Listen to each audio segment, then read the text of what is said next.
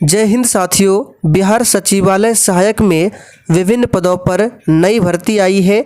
तो साथियों उसके लिए आज की इस वीडियो में प्रीवियस ईयर पेपर को कवर करेंगे जो कि 16 फरवरी 2015 को सचिवालय सहायक का एग्ज़ाम लिया गया था।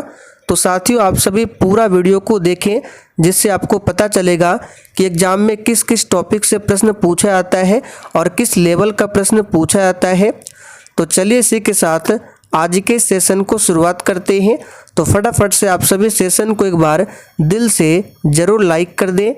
तो साथियों प्रीवियस ईयर पेपर का पहला प्रश्न आपके सामने है। हरे रंग का पदार्थ जो पौधों में प्रकाश संश्लेषण करता है वह निम्नलिखित में कौन है। और देखिए साथियों अगर आपको इन सेट में किसी भी प्रश्न का आंसर आता है तो आप सभी कमेंट बॉक्स में अपना अपना आंसर लिख सकते हैं। तो देखिए हरे रंग का पदार्थ जो पौधों में प्रकाश संश्लेषण करता है वह है क्लोरोफिल। यहाँ पर पहला ऑप्शन आपका सही जवाब है। और क्लोरोफिल में ही मैग्नीशियम पाया जाता है। पूछा जाता है कि मैग्नीशियम धातु किस में पाया जाता है, तो क्लोरोफिल में। आगे देखिए साइलेंट वैली या मूक घाटी किस राज्य में अवस्थित है। तो साथियों साइलेंट वैली जो है ये स्थित है केरल राज्य में। अब आपको यहाँ से ध्यान रखना है फूलों की घाटी। तो फूलों की घाटी कहाँ पर है, उत्तराखंड में है। सिलिकॉन सिटी के नाम से कर्नाटक की राजधानी बेंगलुरु को जाना जाता है। आगे देखिए गोवा किस नदी पर अवस्थित है। तो बहुत ही सिंपल है साथियों, गोवा जो है ये मांडवी नदी पर स्थित है। और गोवा की बात करें क्षेत्रफल की दृष्टि से सबसे छोटा राज्य गोवा है। और गोवा पुर्तगालियों से कब आज़ाद हुआ था प्रश्न बनता है। तो याद रखिएगा 1961 में गोवा जो है पुर्तगालियों से आज़ाद हुआ था। शुष्काक्षिकोप का मनुष्यों में प्रकोप किस विटामिन की कमी से होता है। तो साथियों ये जो होता है विटामिन ए की कमी के कारण। विटामिन ए का रासायनिक नाम क्या होता है, रेटिनॉल। विटामिन के का फिलोक्विनोन। विटामिन सी का एस्कॉर्बिक एसिड। देखिए विटामिन जो है दो प्रकार के होते हैं, एक जल में घुलनशील विटामिन जो कि विटामिन बी और विटामिन सी है, और एक है वसा में घुलनशील विटामिन। वसा में घुलनशील विटामिन है, आपको ट्रिक याद रखना है, कीड़ा, KEDA कीड़ा। विटामिन के, विटामिन ई, विटामिन डी और विटामिन ए ये वसा में घुलनशील होते हैं, जबकि विटामिन बी और सी ये जल में घुलनशील विटामिन है। आगे देखिए प्रोटीन ऊर्जा कुपोषण का परिणाम क्या है। तो साथियों प्रोटीन ऊर्जा कुपोषण का परिणाम है बाल क्षय, जिसको मरासमस बीमारी भी बोला जाता है। और प्रोटीन की बात करें, प्रोटीन सबसे अधिक किस में मिलता है, सोयाबीन में। और प्रोटीन की कमी से कौन सी बीमारी होती है, एक तो मरासमस हो गया और एक क्वाशियोरकर, दोनों याद रखना है। क्वाशियोरकर बीमारी भी प्रोटीन की कमी से होती है। आगे देखिए निम्नलिखित में से किस स्थान पर छोटी जी का मान सर्वाधिक होगा। देखिए ऐसे तो छोटी जी का मान सबसे अधिक होता है ध्रुव यानी कि पोल पर। और पृथ्वी के सेंटर पर छोटी जी का मान क्या होता है, 0 होता है। छोटी जी का मान सबसे न्यूनतम कहाँ पर होता है, तो विषुवत रेखा पर। इन सभी को ध्यान रखेंगे। तो यहाँ पर ऑप्शन के अकॉर्डिंग बताना है कि छोटी जी का मान सर्वाधिक कहाँ पर होगा, तो अंटार्कटिका के कैंप में। यहाँ पर डी ऑप्शन आपका सही जवाब है। और जैसे ही पृथ्वी से ऊपर हम लोग जाएंगे या नीचे जाएंगे तो छोटी जी का मान क्या होता है, बढ़ता है कि घटता है, तो याद रखिएगा घटता है, ये पूछा जाता है। आगे देखिए शरीर के किस अंग की खराबी से मधुमेह रोग का प्रकोप होता है। तो देखिए साथियों ये जो मधुमेह रोग है जिसको डायबिटीज भी कहा जाता है, ये होता है पेनक्रियाज या अग्नाशय के खराबी से।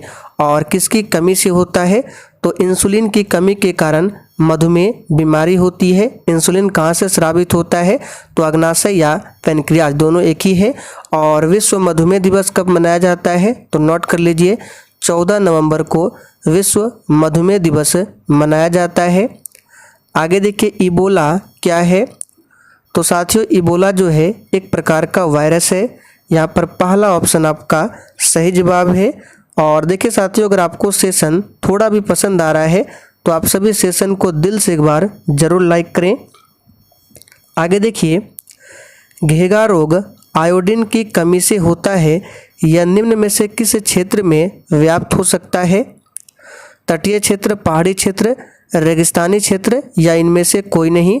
तो देखिए घेगा रोग आयोडीन की कमी से होता है और ये किस क्षेत्र में व्याप्त हो सकता है? तो याद रखिएगा पहाड़ी क्षेत्र में। विटामिन ए मुख्यतः कहाँ पर संग्रहित होता है? तो देखिए साथियों विटामिन ए जो है ये संग्रहित होता है यकृत में, यानी कि यकृत में ये स्टोर होता है। तो यहाँ पर डी ऑप्शन सही जवाब है। मादा क्यूलेक्स मच्छर निम्नलिखित में से किस रोग की वाहक है? तो साथियों मादा क्यूलेक्स मच्छर जो है फाइलेरिया रोग की वाहक है। आगे देखिए समदाब रेखाएं निम्नलिखित में से किसको प्रदर्शित करती है? तो साथियों समदाब रेखाएं जो है ये प्रदर्शित किसको करेगी? तो याद रखिएगा समान वायुमंडलीय दबाव को। यहाँ पर डी ऑप्शन सही जवाब है, समान वायुमंडलीय दबाव। इनमें से कौन सी नदी कच्छ के रन में समाहित होती है? तो साथियों इनमें से लूनी नदी जो है ये कच्छ के रन में समाहित होती है, ध्यान रखेंगे। आगे देखिए थायराइड ग्रंथि का स्थान कहाँ निम्नलिखित में से है? तो देखिए थायराइड ग्रंथि का जो स्थान है ये कहाँ पर होता है?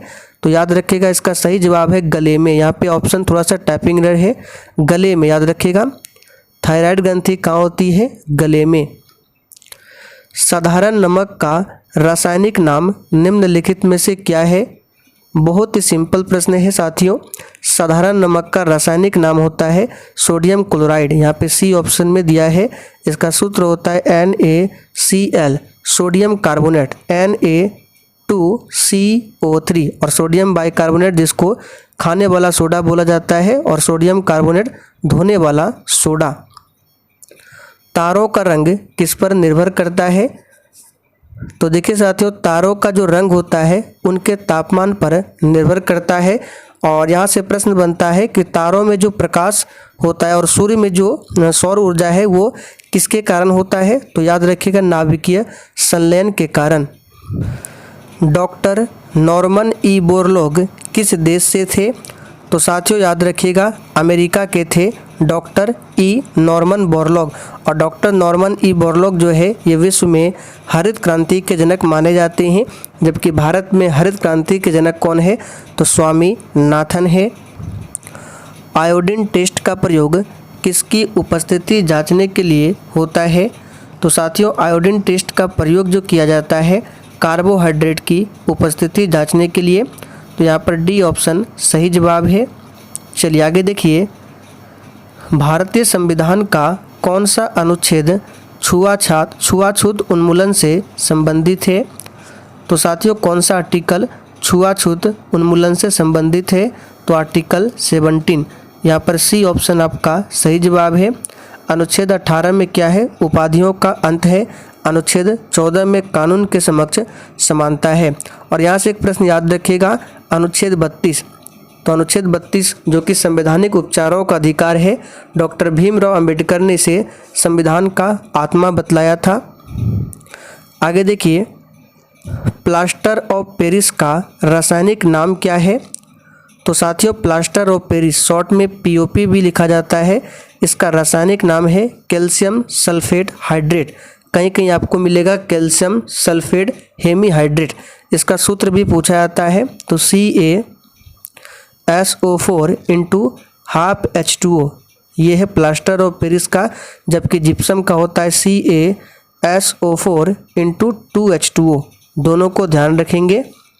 चलिए आगे देखिए निम्नलिखित गौ प्रजातियों में से कौन सी प्रजाति देसी नहीं है? तो साथियों यहाँ पर सही जवाब क्या हो जाएगा? ऑप्शन ए हालस्टीन फ्रीजियन, ये हमारे देश की प्रजाति नहीं है गौ की। बिहार पंचायती राज अधिनियम में ग्राम पंचायत की अवधि 5 वर्षों की निर्धारित है, इसकी गणना की जाती है। तो देखिए ऑप्शन ए में दिया हुआ है पंचायत निर्वाचन की अधिसूचना की तिथि से की जाती है, ये नहीं होगा। पंचायत की पहली बैठक की तिथि से की जाती है। यहाँ पर बी ऑप्शन आपका सही जवाब है। और पंचायती राज की बात करें तो इसको संवैधानिक दर्जा किस संशोधन से मिला था? तो 73वां संशोधन से इसको संवैधानिक दर्जा मिला था। और हम लोग पंचायती राज दिवस कब मनाते हैं पूछा जाता है, तो साथियों 24 अप्रैल को पंचायती राज दिवस हम लोग मनाते हैं। चलिए आगे बढ़ते हैं। राज्यसभा के संदर्भ में निम्नलिखित में से कौन सा कथन सही है? देखिए सभी ऑप्शन को पढ़ते हैं। मंत्रिपरिषद राज्यसभा के प्रति उत्तरदायी होती है, जो कि बिल्कुल गलत है, क्योंकि मंत्रिपरिषद लोकसभा के प्रति उत्तरदायी होती है, तो ये कथन सही नहीं है। विश्वास मत राज्यसभा में लाया जाता है, नहीं, विश्वास मत ये भी लोकसभा में। चलिए आगे देखिए, यहाँ पे राज्य सूची के किसी विषय पर संसद कानून बना सकती है, बिल्कुल सही है, अगर राज्यसभा 2/3 बहुमत से पारित करे कि राज्य सूची का संदर्भगत विषय राष्ट्रीय महत्व का हो गया हो। यहाँ पर सी ऑप्शन ही आपका सही जवाब है। देखिए डी ऑप्शन में है धन विधेयक राज्यसभा में लाया जा सकता है, बिल्कुल गलत है, क्योंकि धन विधेयक को लोकसभा में लाया जाता है, तो हमारा सही जवाब है सी ऑप्शन। आगे देखिए, राष्ट्रीय प्रतीकों के संबंध में नीचे दिए गए कथनों में कौन सा कथन सही नहीं है? तो यहाँ पे कथन सही नहीं बताना है। भारत के राष्ट्रीय ध्वज की चौड़ाई और लंबाई का अनुपात 2:3 होता है, बिल्कुल सही है। ध्यान दीजिए यहाँ पे चौड़ाई और लंबाई का पूछा गया है, लंबाई और चौड़ाई होगा तो 3:2 होगा। राष्ट्रीय झंडे के चक्र में तीलियों की जो संख्या होती है 24, ये भी सही है। राष्ट्रीय प्रतीक लौरिया नंदनगढ़ के सिंह सिर से लिया गया है, ये गलत है, क्योंकि राष्ट्रीय प्रतीक को सारनाथ से लिया गया है, तो सी ऑप्शन जो है सही नहीं है, बाकी ये सभी सही है। लोकसभा या विधानसभा के निर्वाचन में एक उम्मीदवार अपनी जमानत की राशि खो देगा अगर उसे कुल वैध मतों का कितना मत प्राप्त हो? तो साथियों इसका जो सही जवाब होगा आपका हो जाएगा ऑप्शन सी, 1/6 से कम मत प्राप्त होगा। तो क्या होगा, जो उम्मीदवार है अपनी जमानत की राशि भी खो देता है। आगे देखिए, भारतीय राष्ट्रीय कांग्रेस का प्रथम अधिवेशन दिसंबर 1885 में कहाँ पर हुआ था? तो याद रखिएगा साथियों, बॉम्बे में हुआ था। देखिए भारतीय राष्ट्रीय कांग्रेस की बात करें तो इसकी स्थापना 28 दिसंबर 1885 को होती है बम्बई में, और प्रथम अधिवेशन हुआ था 1885 में ही बॉम्बे में, जिसके अध्यक्ष कौन बने थे? WC बनर्जी, यानी कि व्योमेश चंद्र बनर्जी। और इसकी जो स्थापना हुई थी 28 दिसंबर 1885 को, किसके समय में? तो याद रखिएगा लॉर्ड डफरिन के समय में। और स्थापना किसने किया था? तो A.O. ह्यूम ने। इन सभी को ध्यान रखें। आगे देखिए, एक दल लोकसभा में विपक्षी दल होने का दावा करता है, इसके पास न्यूनतम कितने सांसद लोकसभा में होने चाहिए? तो याद रखिएगा ये है 55। आगे देखिए, ग्राम पंचायत का कोई सदस्य हस्तलिखित आवेदन मुखिया को समर्पित कर त्यागपत्र दे सकता है। आवेदन समर्पित करने के कितने दिनों बाद त्यागपत्र प्रभावी माना जाएगा? तो साथियों ये है 7 दिनों के बाद। भारत में स्वतंत्रता के बाद प्रथम आम चुनाव कब संपन्न कराए गए थे? तो देखिए प्रथम आम चुनाव जो हुआ था 1951-52 में, लेकिन ऑप्शन के अकॉर्डिंग यहाँ पे 1952 होगा। अगर ऑप्शन में 1951 देता है तो वो भी सही आंसर है। चलिए आगे देखिए, नरेगा योजना का खर्च केंद्र और राज्य के बीच किस अनुपात में वहन किया जाता है? वेरी इंपॉर्टेंट प्रश्न है, तो याद रखिएगा ये 90:10 के रेशियो में होता है। निम्नलिखित पंचवर्षीय योजनाओं में कौन सी योजना अनावृष्टि का मतलब यहाँ पर क्या होगा? अकाल और 2 युद्धों के कारण प्रभावित हुई थी? तो बहुत ही सिंपल है, ये हुई थी तीसरी पंचवर्षीय योजना, जो कि कार्यकाल है 1961 से 66। चलिए आगे बढ़ते हैं। बिहार में किसान सभा की स्थापना किनके द्वारा की गई?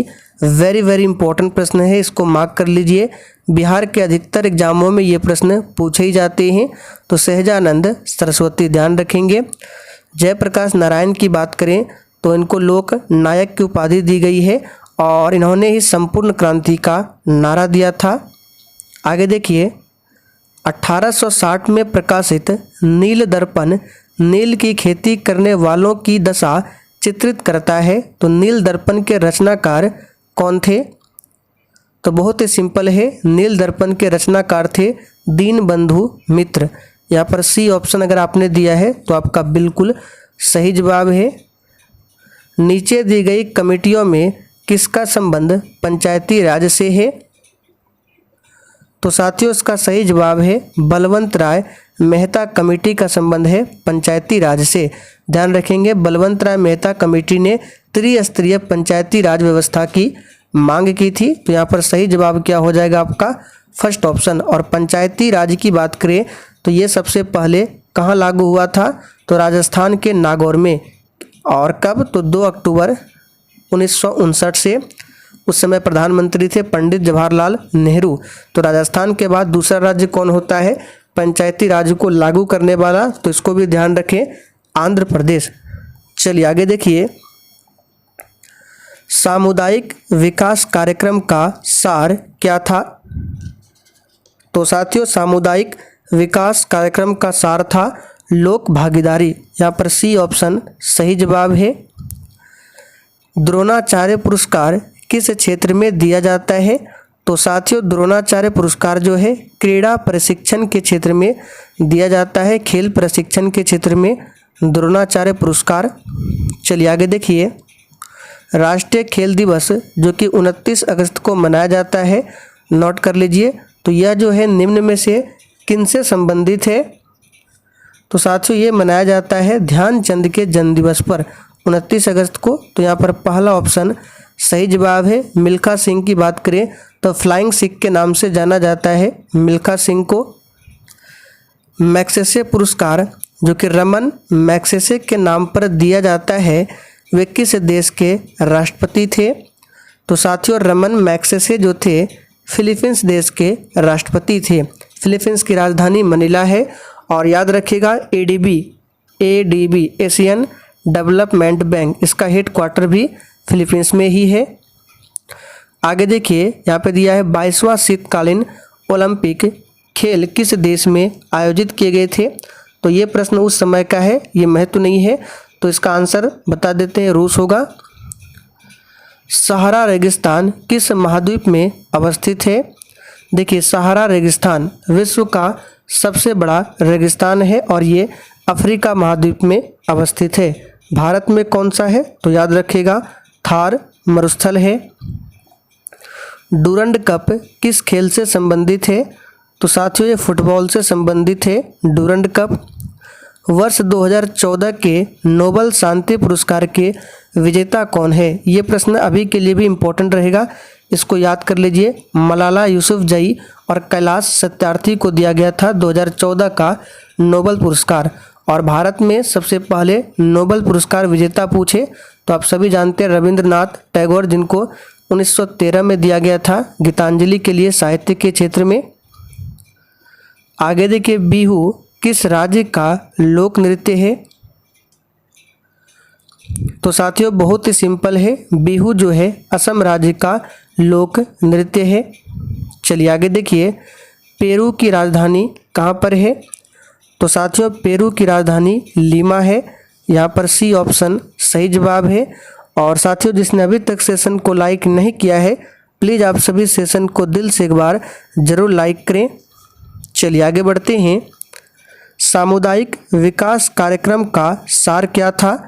तो ये था लोक भागीदारी। ये प्रश्न चलिए 45 नंबर से चलेगा, जो कि यहाँ से है।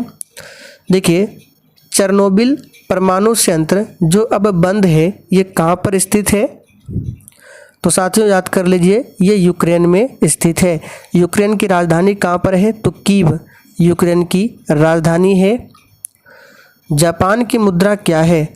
तो देखिए साथियों, जापान की राजधानी टोक्यो है और मुद्रा क्या है? येन।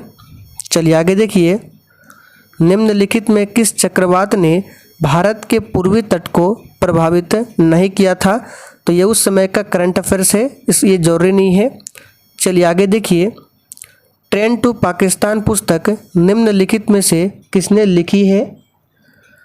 तो साथियों ट्रेन टू पाकिस्तान काफ़ी ज़्यादा इम्पोर्टेंट बुक है, खुशवंत सिंह की रचना है train to Pakistan. Wings of fire पुस्तक के लेखक कौन है? तो बहुत ही सिंपल है, APJ Abdul Kalam wings of fire पुस्तक के लेखक है। आगे देखिए, भारत एक खोज पुस्तक अहमदनगर किला जेल में कारावास के दौरान लिखी गई थी। तो भारत एक खोज ये किसकी पुस्तक है, लेखक कौन थे? तो पंडित जवाहरलाल नेहरू, जो कि हम लोग बोलते हैं डिस्कवरी ऑफ इंडिया। तो पंडित जवाहरलाल नेहरू आपका सही जवाब है। कौन सा देश sugar bowl of the world यानी कि चीनी का कटोरा के नाम से जाना जाता है? तो यह है क्यूबा। जल का घनत्व किस तापमान पर सर्वाधिक होता है? तो देखिए साथियों, जल का घनत्व जो सर्वाधिक होता है 4 डिग्री सेल्सियस पर, और इसी तापमान जल का जो आयतन होता है वो मिनिमम होता है। देखिए घनत्व पूछे तो 4 डिग्री सेल्सियस पर मैक्सिमम होगा, और आयतन जो होगा जल का वो 4 डिग्री सेल्सियस पर मिनिमम होगा। आगे देखिए, संयुक्त राष्ट्र संघ का गठन किस वर्ष हुआ था? तो साथियों, संयुक्त राष्ट्र संघ की स्थापना जो होती है 24 अक्टूबर 1945 को। तो यहाँ पर सही जवाब होगा 1945। भारत की आज़ादी के समय भारत का वायसराय कौन था? तो बहुत ही सिंपल है, भारत की आज़ादी के समय भारत का वायसराय लॉर्ड माउंटबेटन। और C राजगोपालाचारी की बात करें, स्वतंत्र भारत के आखिरी गवर्नर जनरल थे C राजगोपालाचारी। लॉर्ड कर्जन के समय में ही 1905 में बंगाल का विभाजन हुआ था। कौन सा ICS अधिकारी भारतीय राष्ट्रीय कांग्रेस के 1885 में गठन में शामिल रहा? तो देखिए, लॉर्ड मेकाले तो होगा नहीं, लॉर्ड साइमन भी नहीं होगा, लॉर्ड इरविन भी नहीं होगा। यहाँ पर सही जवाब है A.O. ह्यूम, ये संस्थापक थे भारतीय राष्ट्रीय कांग्रेस के। म्यांमार की नई राजधानी कहाँ पर है? देखिए, म्यांमार का पुराना नाम क्या था? वर्मा। क्या नाम था? वर्मा। और म्यांमार की जो नई राजधानी है ये नायपीडा है। तमस उपन्यास के लेखक कौन है? तो साथियों, तमस उपन्यास के लेखक कौन है? भीष्म साहनी। यहाँ पर पहला ऑप्शन सही जवाब है। वर्ष 2013-14 में रणजी ट्रॉफी किस टीम ने जीती? तो ये उस समय का करंट अफेयर्स है, इंपॉर्टेंट नहीं है। आंसर होगा इसका कर्नाटका। भारतीय आज़ादी के समय इंग्लैंड के प्रधानमंत्री कौन थे? वेरी इंपॉर्टेंट प्रश्न है। तो साथियों, ये थे क्लीमेंट एटली, लेबर पार्टी की सरकार। यहाँ पे C ऑप्शन सही जवाब है। भारतीय रिजर्व बैंक RBI के वर्तमान गवर्नर कौन है? तो जिस समय ये एग्जाम लिया गया था उस समय कौन था? तो ये रघुराम राजन। और वर्तमान की बात करें तो वर्तमान में कौन है? तो शक्तिकांत दास है, जो कि 25वें नंबर के हैं। RBI की स्थापना 1 अप्रैल 1935 को होती है, और इसका राष्ट्रीयकरण 1 जनवरी 1949 को। हेडक्वार्टर वर्तमान में मुंबई में है। भारत के राष्ट्रीय महिला आयोग की वर्तमान अध्यक्ष कौन है? तो उस समय कौन थी? तो ममता शर्मा। और अभी जो वर्तमान में है कौन है? तो रेखा शर्मा, ध्यान रखेंगे। आगे देखिए, भारत और चीन के बीच पंचशील समझौता ये कब हस्ताक्षरित हुआ था? तो पंचशील समझौता 1954 में हुआ था भारत और चीन के बीच। शिमला समझौता पूछा जाता है, जो कि 1972 में हुआ था। चलिए आगे देखिए, भारत में हरित क्रांति के जनक कौन है? तो साथियों, हमने बताया था विश्व में हरित क्रांति के जनक है नॉर्मन बोरलॉग, और भारत में पूछे तो MS स्वामीनाथन। आगे देखिए, आंग सान सू की जो NLD की नेत्री है किस देश से संबंध रखती है? तो साथियों, उसका सही जवाब हो जाएगा म्यांमार।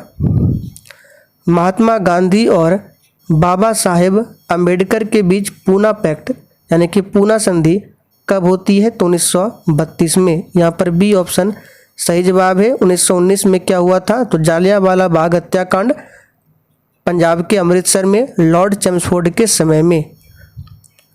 गिर का वन शेरों के लिए प्रसिद्ध है, याद रखिएगा। तो गिर का वन जो है किस राज्य में अवस्थित है? तो गुजरात में है। असम में कौन सा है? तो मानस पूछा जाता है, याद रखिएगा। मानस ये असम में है। और काजीरंगा भी असम में है, जो कि एक सींग वाले गेंडे के लिए प्रसिद्ध है, काजीरंगा नेशनल पार्क। प्रसिद्ध पेंटर राजा रवि वर्मा किस रियासत से जुड़े थे? तो देखिए राजा रवि वर्मा कौन थे? एक पेंटर थे और ये जुड़े थे त्रावणकोर रियासत से। बिहार में बहने वाली नदियों में किसका उद्गम अमरकंटक में है? तो ये है सोन। और बिहार का शोक किस नदी को कहा जाता है? तो कोसी नदी को। वह 4 अंकों वाली सबसे बड़ी संख्या कौन सी है जो 12, 15, 18 एवं 27 से पूर्णतः विभाजित हो? तो बहुत ही सिंपल है, एलसीएम ले लीजिए, आंसर आ जाएगा, सॉल्व कर लीजिएगा। निम्नलिखित में से किसने नालंदा विश्वविद्यालय में अध्ययन किया था? तो साथियों नालंदा विश्वविद्यालय में अध्ययन किया था ह्वेनसांग ने। ये किसके समय में भारत आया था? हर्षवर्धन के समय में। मेगास्थनीज चंद्रगुप्त मौर्य के समय में। और इनकी प्रसिद्ध पुस्तक है इंडिका। इब्न बतूता मोहम्मद बिन तुगलक के समय में। और इनकी प्रसिद्ध पुस्तक है रेहला। सभी को ध्यान रखें।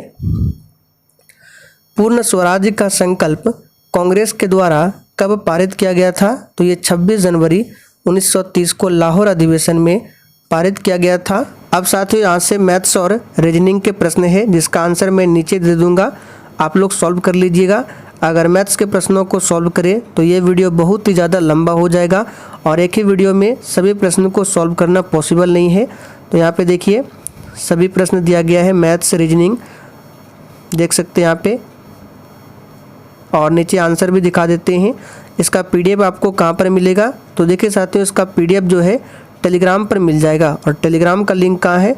तो इसी वीडियो के नीचे डिस्क्रिप्शन बॉक्स में दिया गया है। और साथियों अगर आप लोग बिहार सचिवालय सहायक के लिए प्रैक्टिस सेट क्लास करना चाहते हैं तो आप लोग इस चैनल को सब्सक्राइब कर लीजिए। बहुत ही जल्द इसके लिए भी क्लास स्टार्ट किया जाएगा। यहाँ पर देख लीजिए आंसर है 150 प्रश्नों का। तो चलिए आज के लिए इतना ही, तब तक के लिए जय हिंद।